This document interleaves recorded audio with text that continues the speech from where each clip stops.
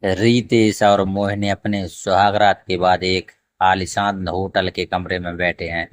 रितेश मोहिनी का हाथ थामते हुए, मोहिनी तुम जानती हो ना, शादी से पहले मैं तुम्हें कश्मीर घुमाने का वादा किया था। मोहिनी शर्माते हुए, हाँ रितेश याद है, तुमने कहा था कि हम वहाँ की खूबसूरती का आनंद लेंगे, शिकारा में बैठेंगे, डल झील में नाव चलाएंगे। रितेश उत्साह से, तो फिर देर किस बात की, चलो मैंने पहले ही सब टिकट बुक कर दिए है, फ्लाइट कल सुबह है। मोहिनी चिंता से, रितेश पर मैं अभी। रितेश मोहिनी की बात काटते हुए, पर क्या मोहिनी तुम्हें क्या हो गया है, कहीं बीमार तो नहीं हो गई हो। मोहिनी धीरे से, नहीं रितेश मैं बीमार नहीं हूँ, पर डॉक्टर ने कहा था कि। रितेश गुस्से से, डॉक्टर ने क्या कहा था, वो तो सिर्फ दवा लिखने वाले होते हैं, तुम्हें क्या पता वो सही है या गलत। मोहिनी आंखों में आंसू लिए, रितेश तुम मेरी बात क्यों नहीं सुन रहे हो। डॉक्टर ने कहा था कि अभी मैं प्रेग्नेंट होने के लिए तैयार नहीं हूँ, मुझे थोड़ा आराम करना होगा। रितेश चिल्लाते हुए, आराम? तुम्हें किस बात का आराम चाहिए, शादी के बाद पत्नी का काम सिर्फ घर संभालना और बच्चे पैदा करना होता है, और तुम बात कर रही हो आराम की। मोहिनी रोते हुए, रितेश तुम तो बदल गए हो, शादी से पहले तुम कितने प्यारे थे। रितेश गुस्से से कमरे से बाहर निकलते हुए, जो भी हो मैं कल सुबह अकेला ही कश्मीर जा रहा हूँ, तू आना चाहती है या नहीं वो तुम्हारी मर्जी। मोहिनी अकेले रोते हुए, क्या बाकी रितेश इतना बदल गया है, क्या हमारा हनीमून सचमुच बर्बाद हो जाएगा। रितेश अकेला ही कश्मीर पहुंच चुका है, वो डल झील में शिकारा में बैठा है, लेकिन उसकी आंखों में कोई खुशी नहीं है। रितेश खुद से, मोहिनी तुमने मेरे साथ क्यों नहीं आना चाहा, क्या तुम्हें मुझ पर भरोसा नहीं है। अचानक रितेश को झील के किनारे एक महिला रोते हुए दिखाई देती है। रितेश महिला से, हे बहन तुम क्यों रो रही हो, क्या कोई परेशानी है। महिला सिसकते हुए, मेरा पति वो इसी झील में कूद गया है। रितेश डर के मारे कांपते हुए, क्या, कब, क्यों। महिला, मुझे नहीं पता, वो अचानक पागल हो गया था, कहने लगा कि उसे कोई डरा रहा है, कोई उसका पीछा कर रहा है। रितेश सोचते हुए, डरा रहा है, पीछा कर रहा है। अचानक रितेश को भी ऐसा लगता है कि कोई उसका पीछा कर रहा है, वो घबरा कर शिकारा से उतर जाता है और भागने लगता है। रितेश दौड़ते हुए, मदद, कोई मेरी मदद करो, लेकिन कोई उसकी बात नहीं सुनता।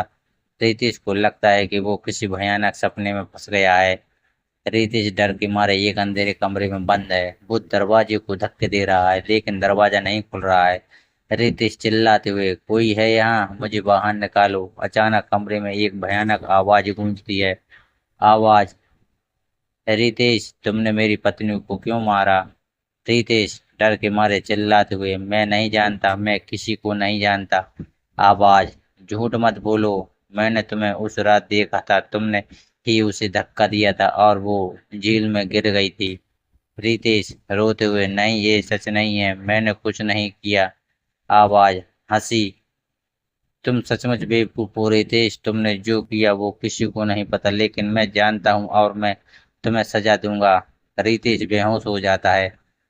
रितेश अपने बिस्तर पर सोता हुआ दिखाई देता है। मोहिनी रितेश को जगाते हुए, रितेश उठो, तुम ठीक हो ना। रितेश घबरा कर, मोहिनी तुम यहाँ कैसे। मोहिनी चिंता से, तुमने डरावना सपना देखा है, मैं तुम्हें ढूंढने कश्मीर आई थी, तुम्हें पता नहीं तुमने क्या हो गया था, तुम बेहोश थे और बार बार डर कर बोल रहे थे। रितेश धीरे से, मोहिनी मुझे माफ करना, मैंने मैंने तुम्हें गलत समझ लिया था। मोहिनी रितेश को गले लगाते हुए, क्या हुआ रितेश, तुम इतने डरे हुए क्यों हो। रितेश रोते हुए, मैंने मैंने सपने में एक भयानक अपराध किया है, मैंने एक महिला को मार डाला है। मोहिनी धीरे से, रितेश शांत हो जाओ, ये सिर्फ एक सपना था, सपनों में जो कुछ भी होता है वो सच नहीं होता। रितेश धीरे से, क्या तुम सचमुच ऐसा मानती हो। मोहिनी मुस्कुराते हुए, हाँ रितेश मैं मानती हूँ और मैं तुम्हें कभी अकेला नहीं छोड़ूंगी। रितेश मोहिनी को गले लगाते हुए, धन्यवाद मोहिनी, तुम सबसे अच्छी पत्नी हो। रितेश और मोहिनी कश्मीर से वापस आ चुके हैं। रितेश को अभी भी अपने सपने का डर सता रहा है। रितेश मोहिनी से, मोहिनी मुझे डर लग रहा है, क्या पता मेरा सपना सच हो, क्या पता मैंने वाकई किसी महिला को मार डाला हो। मोहिनी रितेश का हाथ थामते हुए, रितेश मैंने तुमसे कहा था ना कि वो सिर्फ एक सपना था, सपनों में जो कुछ भी होता है वो सच नहीं होता। रितेश धीरे से, लेकिन वो सपना इतना सच लग रहा था। मुझे उस महिला का चेहरा भी साफ दिखाई दे रहा था। मोहनी चिंता से, रितेश चलो डॉक्टर के पास चलते हैं, शायद तुम्हें कोई मानसिक परेशानी हो। दूसरे दिन रितेश डॉक्टर के पास जाता है। डॉक्टर रितेश की जांच करने के बाद, रितेश आपको थोड़ा तनाव है, आपको कुछ दवाएं दूंगा, इन्हें खाओ और आराम करो। रितेश डॉक्टर से, लेकिन डॉक्टर साहब क्या मेरा सपना सच हो सकता है?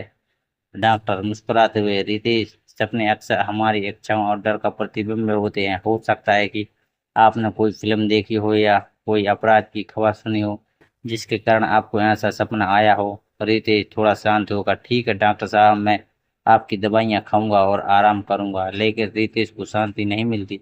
उसे लगता है कि वो किसी भयानक रहस्य को छुपा रहा है। एक दिन रितेश को अखबार में एक पुरानी खबर पढ़ने को मिलती है। अखबार में लिखा था, कश्मीर में एक महिला की रहस्यमय मौत। पुलिस को अभी तक हत्यारे का कोई सुराग नहीं मिला है। रितेश को यकीन हो जाता है कि वो सचमुच उस महिला का हत्यारा है। रितेश पुलिस स्टेशन के सामने खड़ा है, उसके हाथ कांप रहे हैं और माथे पर पसीना आ रहा है। रितेश खुद से, नहीं मैं ऐसा नहीं कर सकता, मैं पुलिस के सामने अपना गुनाह कबूल नहीं कर सकता। अचानक रितेश को मोहिनी आती हुई दिखाई देती है। मोहिनी रितेश का हाथ थामते हुए, रितेश रुक जाओ। रितेश मोहिनी को देखकर, मोहिनी तुम यहाँ क्या कर रही हो? मोहिनी दृढ़ता से, मैं तुम्हें अकेला नहीं छोड़ सकती।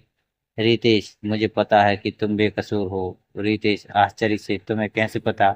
मोहिनी मुस्कुराते हुए, क्योंकि मैं तुम्हें जानती हूँ रितेश, तुम कभी किसी की हत्या नहीं कर सकते। मोहिनी रितेश को पुलिस स्टेशन से बाहर ले जाती है। रितेश और मोहिनी एक वकील से बात करते हैं।